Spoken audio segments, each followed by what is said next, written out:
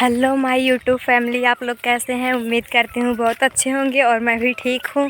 और ये देखिए, आज मैंने अपने भैया का शर्ट पहन लिया है। जा रही हूँ गेहूँ काटने। गेहूँ मेरा पक गया है और आज मौसम भी ख़राब हो रहा है। ये देखिए आप लोग, ये देखिए आज मौसम भी ख़राब होने लगा। आज मैं फर्स्ट दिन जा रही हूँ गेहूँ काटने भी।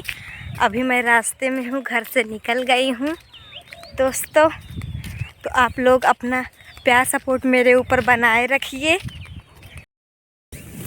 तो फ्रेंड्स, आप लोगों के यहाँ गेहूँ कटना स्टार्ट हो गया है कि नहीं, ये कमेंट में बताइएगा आप लोग।